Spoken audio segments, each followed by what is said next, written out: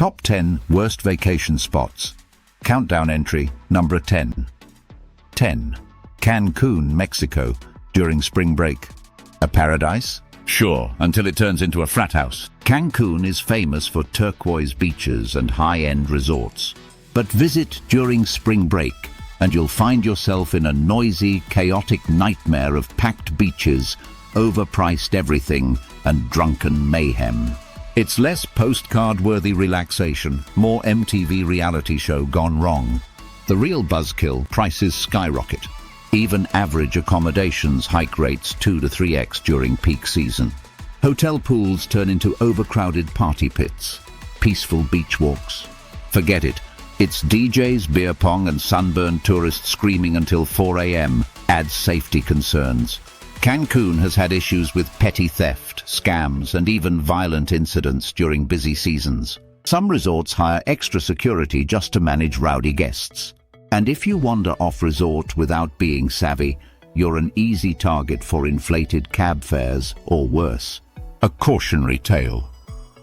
One couple on their honeymoon accidentally booked during March's spring break surge. They paid luxury prices for a resort that felt like a college dorm. They ended up checking out early and flying home with no refund. Why it makes this list?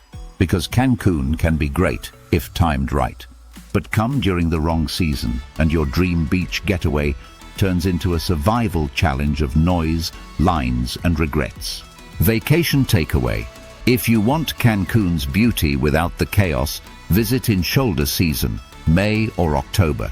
Otherwise, opt for quieter Mexican gems like Isla Holbox or Tulum off-peak, where you'll still get the beach vibes, minus the brawls and beer-fueled dance battles.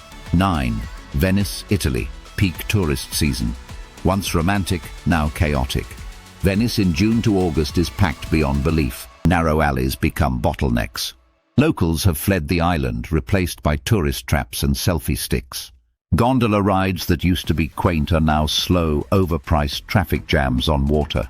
You'll pay £15 for a coffee in Piazza San Marco and sweat through lines to enter attractions.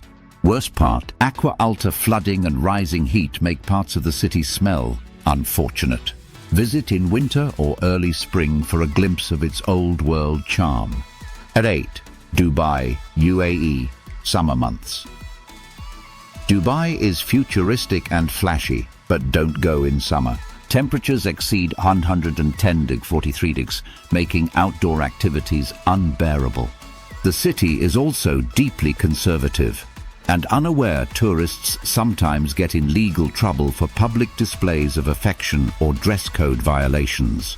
Beyond the glitz, some find Dubai soulless, over-commercialized, and ethically troubling due to migrant worker conditions. If you must go, stick to winter and read up on local laws before landing. A 7. Atlantic City, New Jersey, marketed as the Vegas of the East Coast, without the sparkle. Casinos dominate, many in decay. Boardwalk attractions feel dated. Beyond gambling and cheap buffets, there's little charm or relaxation.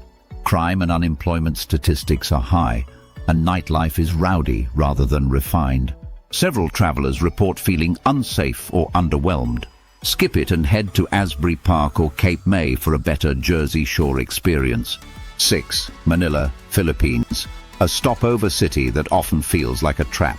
Manila is congested, polluted, and suffers from extreme traffic. What should take 15 minutes can stretch into hours. Many areas lack walkability or green space, and the air quality is poor. The city has history and culture, but these are buried under smog, poverty, and overcrowding. Instead, fly through and head straight to Palawan or Siargao for the paradise the Philippines is known for. The 5. Cairo, Egypt pyramids? Stunning. Everything else? Exhausting. Cairo is noisy, chaotic, and at times overwhelming. Smog clouds, skyline views, touts harass tourists at every corner, and traffic is a lawless free-for-all. Infrastructure hasn't kept up with the city's population. Hotels vary wildly in quality. Scams targeting tourists are common.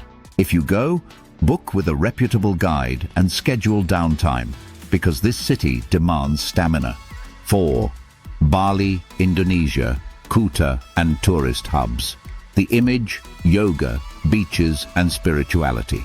The reality, especially in Kuta, motorbikes choking the roads, plastic-filled beaches and drunk tourists stumbling out of clubs at dawn.